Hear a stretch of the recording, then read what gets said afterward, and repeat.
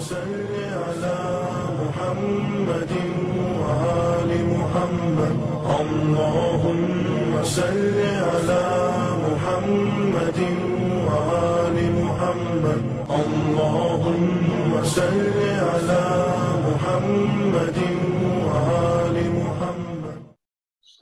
Alhamdulillah, kafa wa salatu wassalamu ala rasulillah wa ala alihi wa sahbihi ajma'in, amma ba'd. Fa'a'udhu billahi minash shaitanir rajim. Bismillahir rahmanir rahim.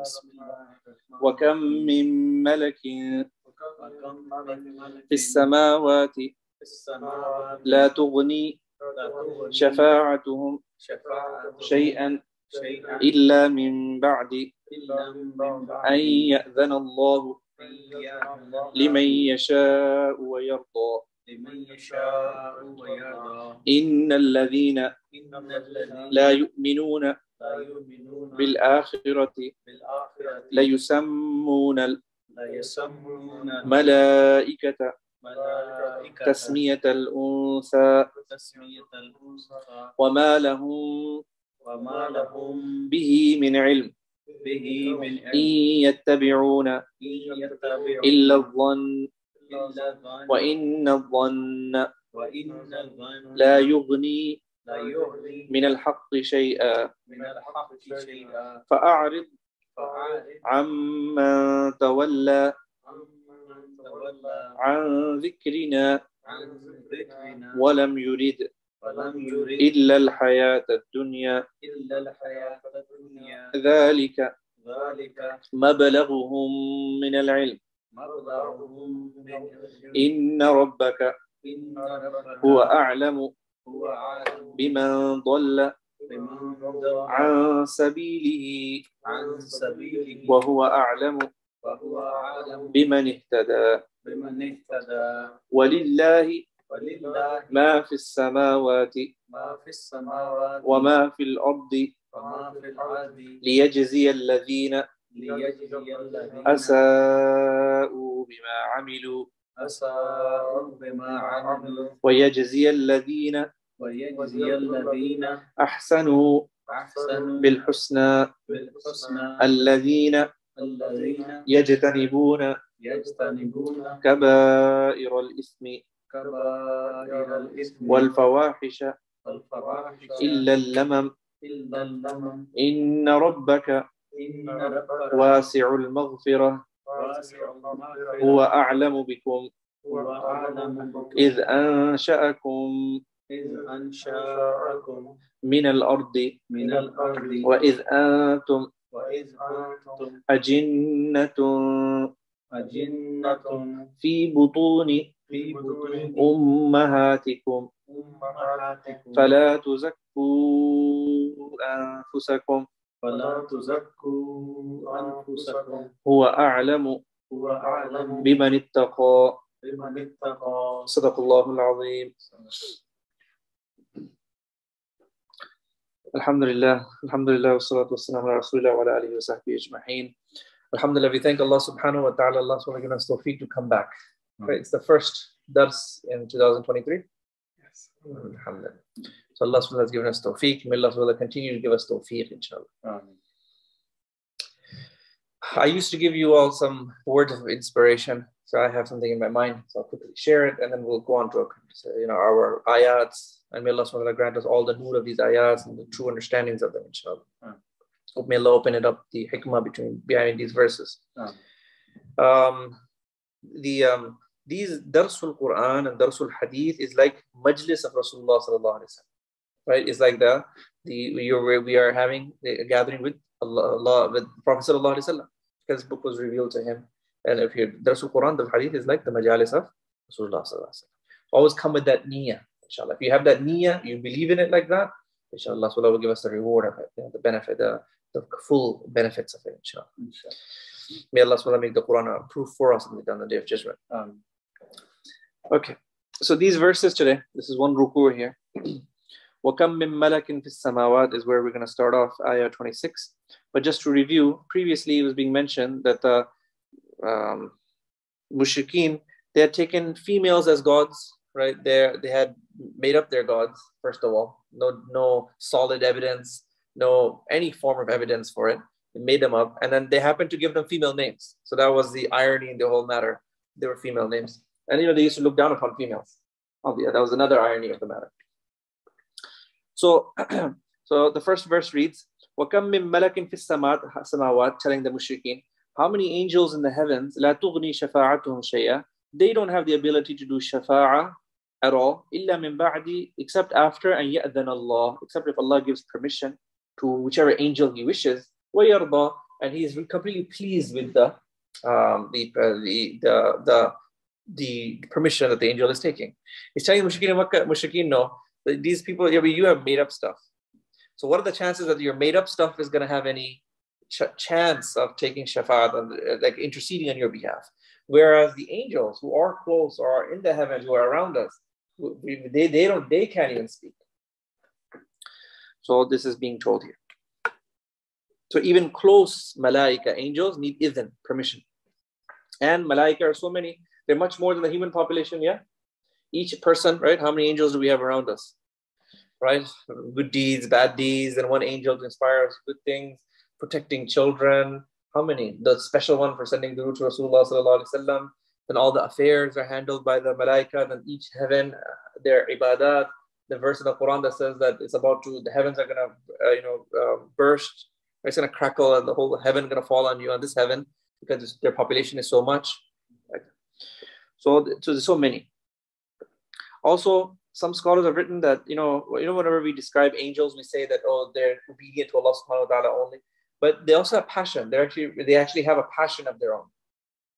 But it doesn't allow, but they still stick to obedience.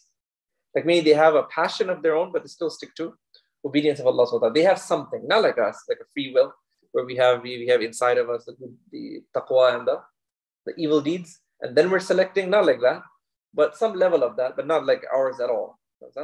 So usually we always describing angels as just obedient, 100%, which is true. They're all are 100%, but they do have a passion of their own. So meaning having that passion of their own, but they still can't do shafa'ah, except that they have permission from Allah subhanahu wa ta'ala.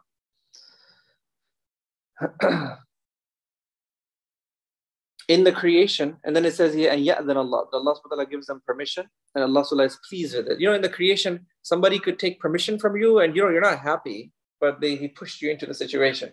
Right? When your children come ask you for things, that's how they push you. You might not be really happy with what you're doing, but okay, they push you so much, and fine, whatever. Right? Now Allah subhanahu wa ta'ala can't be cornered. He's not going to ever tell anybody that. So that's why it says these two words, ya'dhan Allah and yarda. That when you take permission and He's happy with it. Allah subhanahu wa ta'ala is not someone that someone's going to make him make a decision that is just, he wasn't pleased with it. Okay? So it's telling them that, look, the angels, only if they have permission and He's pleased with it, then a decision is going to go forth. Then, إِنَّ الَّذِينَ لَا يُؤْمِنُونَ بِالْآخِرَةِ, really those who don't believe in akhirah, لَا يَسَمُّونَ الْمَلَائِكَةِ, they name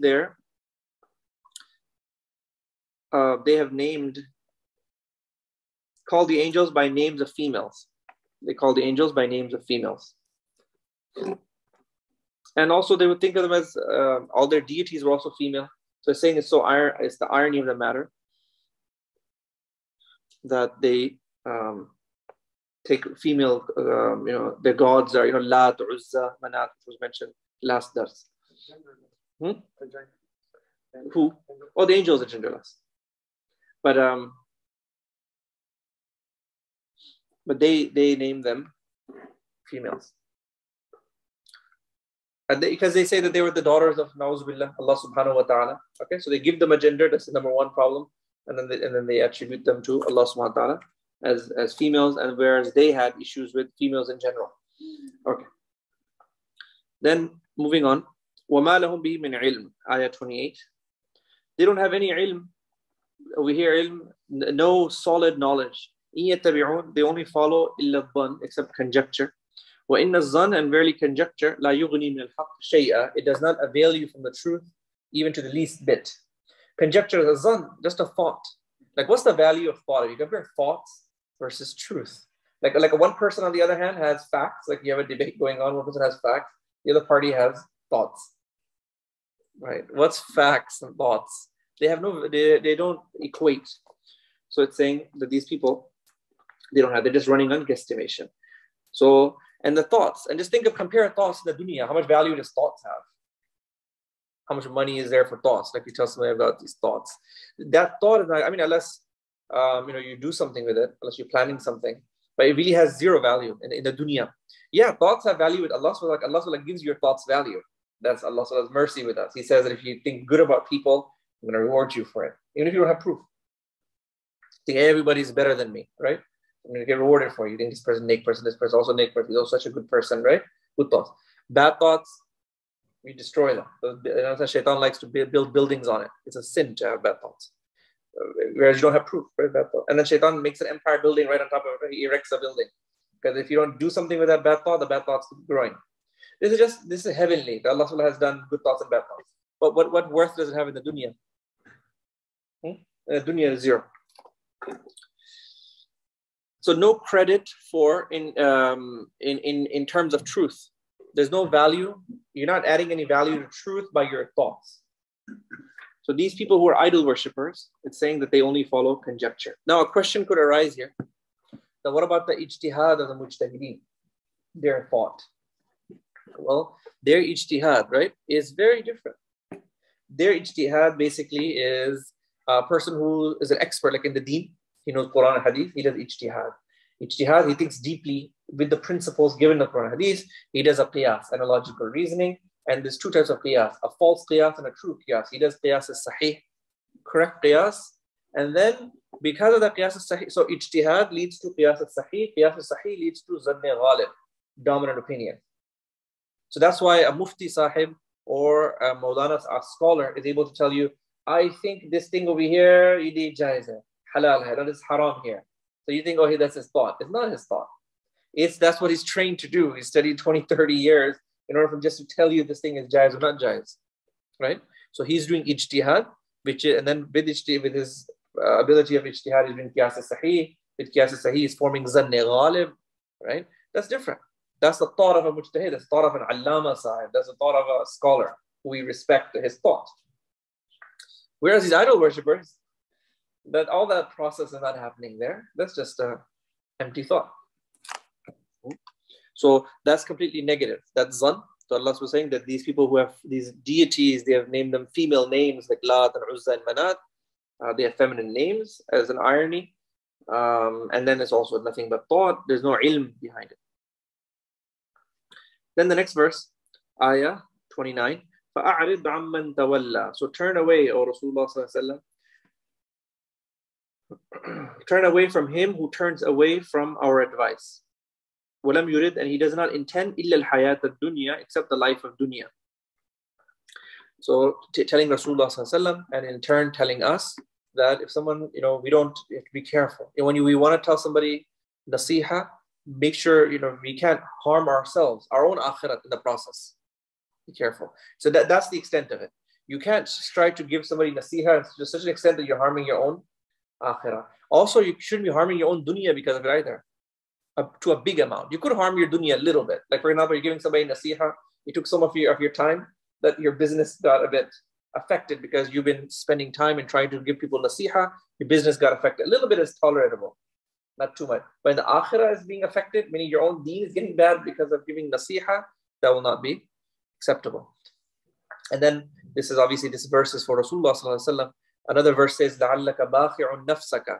O Prophet sallallahu alaihi wasallam, are you going to, na'uz billah, take your own life? That they are not becoming mu'mineen. Prophet sallallahu alaihi wasallam was so passionate, trying to give he was so worried about people's iman, that he almost, like Allah subhanahu told him that, are you going to end up hurting yourself? So don't hurt yourself that people are not taking iman. So that's the limits of it.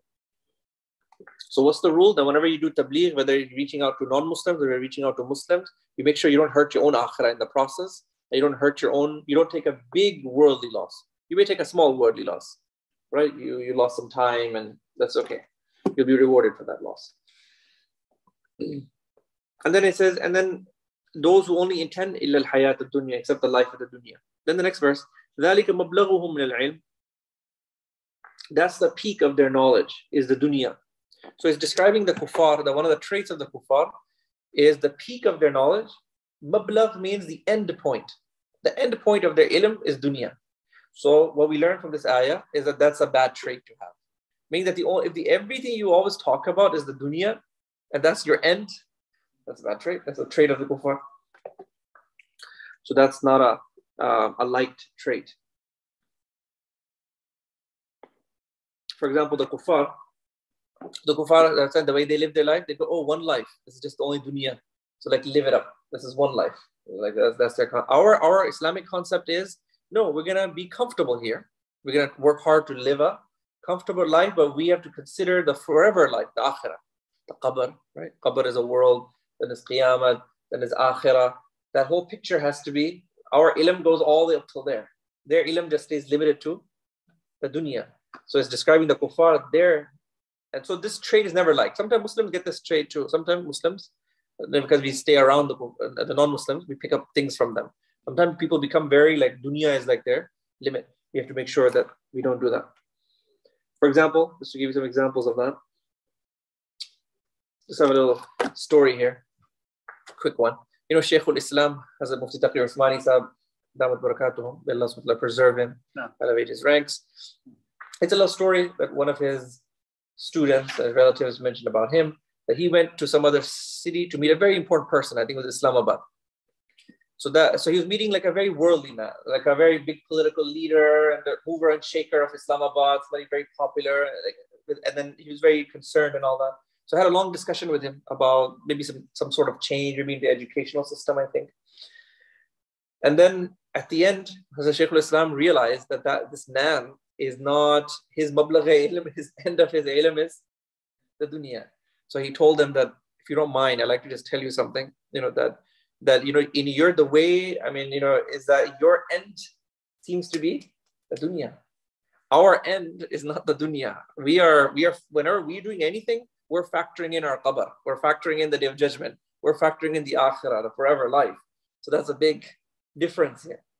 And so he realized that was the difference between Shaykh al-Islam's like a thought viewpoint and his viewpoint. So he didn't want him to get offended. He must have been a Muslim. So I think he was a Muslim. And so he just told him that, please don't get offended. Just letting you know that the way you're talking, it seems like your end goal is in anything, whether you're setting up an educational system, whether you're setting up any business, is Muslims' end goal is dunya? No, our end goal is akhirah. That's the bigger picture. Also, you know, sometimes when people ask for wazifa, you know, when people go to shuyukh and say, please give me a dhikr. And if the sheikh gives them a dhikr of the dunya, they get excited, right? Agar paise badh rahe, right? Do this, your money. Then you go, yeah, this sheikh and this dhikr is perfect. We love this one. This sheikh, we like this sheikh because paise wala diya usa. So anything money related, you get excited. And that shows that for you, your limit is the dunya. That's a bad trait. What about all those zikrs and wazifas that make your qabr better? What about those ones? Well, why have you left all that out? Why is it that it so excites you if it's just money? Okay. Remember, we all could be victims of this, right? So I'm talking myself through it. We should all talk ourselves through, okay? In everything, we have to factor in qabr. We got to factor in judgment day, akhirat. For example, if you nowadays, and modern people love this. If somebody's giving a lecture on salat, so if he says that, oh, salat is exercise. He just gave it like, oh, it's just like exercise, you work out these muscles and this, that. Then a person who is very dunyavi, he gets very excited. That, oh, that was the most perfect speech ever. You don't, now I get it. Okay, salat makes my physical wellness become better. Okay. Now I'm all for salat. I'm going to pray my salat punctually now. That's a bad trait.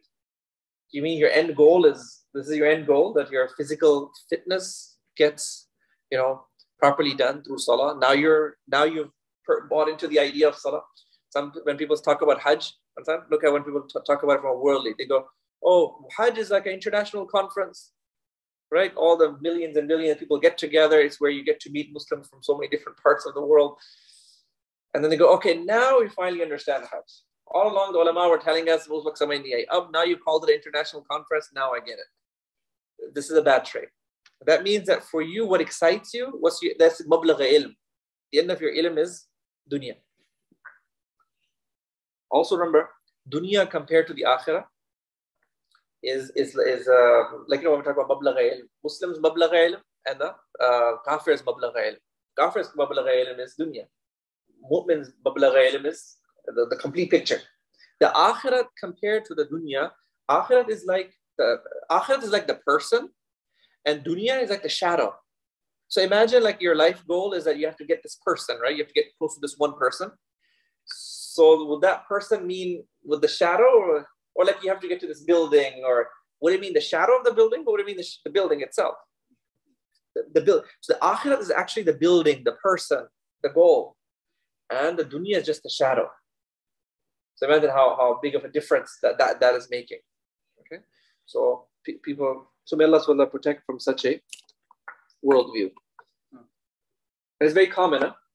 Very, very common. You find that people get very excited about when they like to finish the story off right there. That okay, we get these worldly benefits. Okay, now I get it. So Allah mahfazna. This has been mentioned here as a trait of the disbelievers. But their mablagha ilm is the dunya. Inna rabbaka huwa a'lam. Verily your Lord, He knows best. Biman dalla an sabili, who has erred from his path. Wa huwa a'lam, and He knows best biman ihtada, who's rightly guided. Then the next verse, وَلِلَّهِ مَا فِي السَّمَاوَاتِ وَمَا فِي الْأَرْضِ. To Allah subhanahu wa ta'ala belongs whatever is in the heavens and whatever is in the earth. يَجْزِيَ الَّذِينَ أَسَاءُوا بِمَا عَمِلُوا, so that He may recompense those who do evil acts, and He may also recompense those who do beautiful acts with Jannah. That's why He has.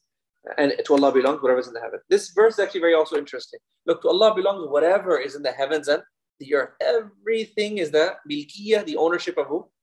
Allah subhanahu wa ta'ala. Us, our speech, our existence, our creation, all the stars, the heavens, right? Everything is the ownership of Allah subhanahu wa ta'ala. But why has He created all this? For us, for human beings. So that's a very interesting, it's a very loving scenario. He goes, everything is my kingdom, but I've done it for you. If you just think about it, it's ajib. If it's very strange, amazing, think about it. Allah, so everything is His milkiyah.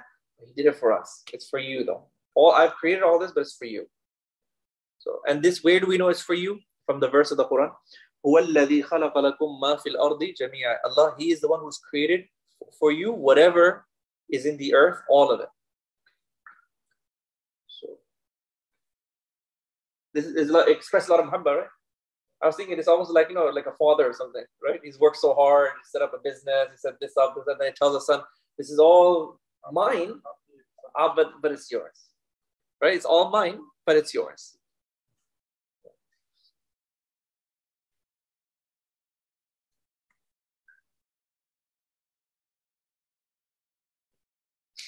Then the next verse, الَّذِينَ يَجْتَنِبُونَ الْكَبَائِرَ الْإِثْمِ. Who are the Jannatis? People who are paradise are those who can abstain from big sins. Okay, the major sins, kaba'ir al-ithm, wal-fawahish, and shameful deeds. And then who can abstain from big sins and shameful deeds, illa lamam, except minor involvements. There's a lot of tafseers of this verse here, lamam, minor involvement. Lots of different scholars have explained in various different ways what is the meaning of these small involvements.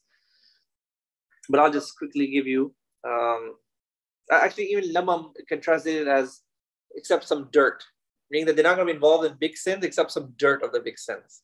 Or some have translated in tarjama as slipped. They're not going to be involved in big sins except like a slip. They're not going to be involved with big sins except a light involvement. And there's one, this is the translation I'm looking at of Shaykh al-Islam. He puts a note here at the bottom. He goes, this refers to minor sins one commits inadvertently, or the sins on which, so minor sins. So one meaning is that he only commits minor sins and accidentally, or the sins on which one has truly repented and offer sincere tawbah. That means that, look, you may have done sins, but you've done tawbah. Now that you have turned tawbah, it's turned into like dust, right? It's like, it's irrelevant. It's like something that you've gone past that. SubhanAllah, it's also amazing. And right after that, Allah subhanahu wa ta'ala says, Inna rabbaka wasi'ul maghfirah. Your Lord is vast in His forgiveness. Allah subhanahu wa ta'ala, the next verse, Inna rabbaka wasi'ul maghfirah. Your Lord is very vast in His forgiveness. A person should never leave tawbah. You should carry on doing tawbah. So turning any wrongs that you've done, turning them into dust, into like that does not define who you are. continual tawbah is what's needed. Just continual tawbah. So every time you do tawbah, proper tawbah, ruju ilallah, the three conditions, everyone knows the three conditions, right? Letting go of it, future commitment not to. What was the third one? There's the third one, right? Then this tawbah is done, and then you've dusted what has happened. Inshallah. Allah subhanahu wa ta'ala will make it like lemon for us. Then, huwa a'lamu bikum. He knows you. إِذْ أَنْشَأَكُمْ, when He created you from the earth. وَإِذْ أَنْتُمْ أَجِنَّةً, and when you were an embryo in the wombs of your mothers. فَلَا تُزَكُّوا أَنفُسَكُمْ, so don't self-praise. Don't do tazkiyah of yourself. Meaning, don't claim, that I am a pure person.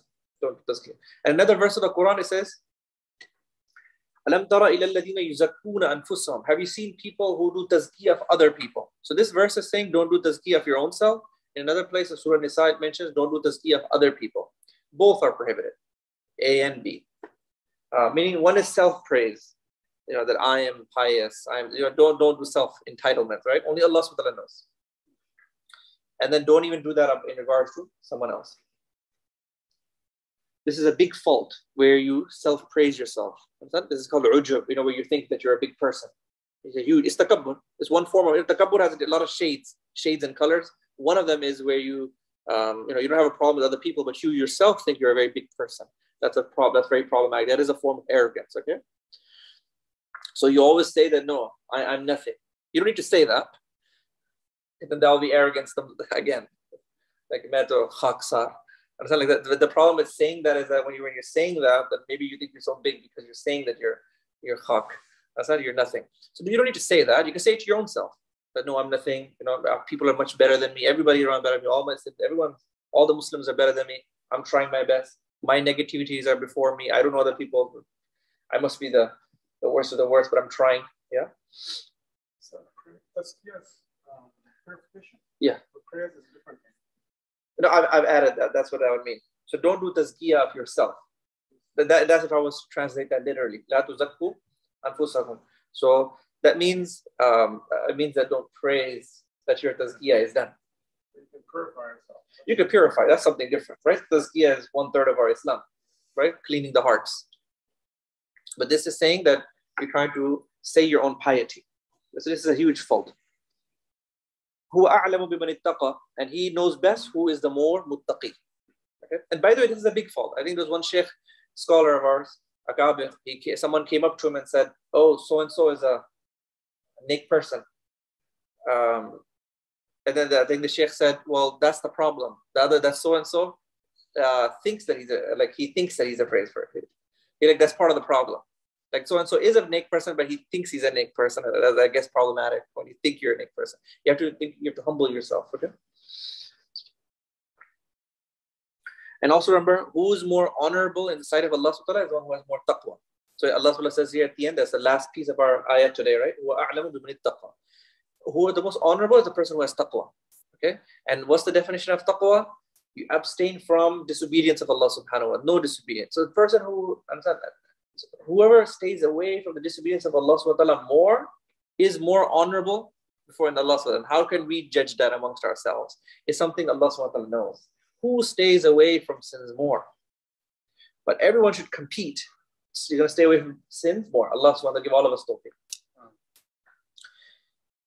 Like that verse, in akramakum indallahi atqakum. The more honorable amongst you is the one who has more taqwa. Allah subhanahu wa ta'ala said, the more honorable amongst you is the one who writes more fatwa, the one who gives more tabligh, the one who writes does this work, these efforts. All these efforts are great. All these efforts are superb. But the criteria is still before Allah subhanahu wa ta'ala, the one who abstains from the disobedience of Allah subhanahu wa ta'ala. The one who zyada bachta hai, he's the winner. He's the muttaqi. And that could be literally anyone. We don't know who that could be. That could be anyone. Yeah? So, may Allah subhanahu wa ta'ala make us muttaqi. Okay? That is the really true, is the more honorable in the sight of Allah subhanahu wa ta'ala. Oh, I have a little one hadith here. I told you, don't praise other people, right? People say that. People praise people. People go, ye to bas jannati. This man is just, you shouldn't make a comment like that. How do we know he's jannati? What you could say is, I think he's, you can say I think. As long as you add the word I think, then it should be fine. So don't say like, ye aadmi bas ye to jannati hai. You can't say it like that. Like he is jannati. You can't make that. Now that's called tazku. You're trying to do his tazkiyah. You're guaranteeing that this man is jannati. Who are you and I to give that guarantee, right? So one time someone did that in front of Rasulullah sallallahu alaihi wasallam. He praised someone, and the Prophet sallallahu said, or like he said, you know, waylaka qata'ta unuqa sahibik. Like, woe be to you, you cut the neck of your brother. Meaning you didn't help your brother by doing that, by saying that he's such a good person. Don't say that. You know, rather, he added that you should say, I think. But I think, mera khayal hai, he's a very good person. Then that should be fine. Okay, that's your khayal. So we should be careful of self-praise, okay? And so two things. So don't do self-praise and don't do praise of others. You can just add the word I think. So that's it. These are the ayats. May Allah subhanahu wa ta'ala give us a bit to amal. Inshallah, maybe next week we'll finish Surah Najm, inshallah. Wa after da'wana, alhamdulillah, bil alameen. SubhanAllah wa bihamdihi, subhanallah.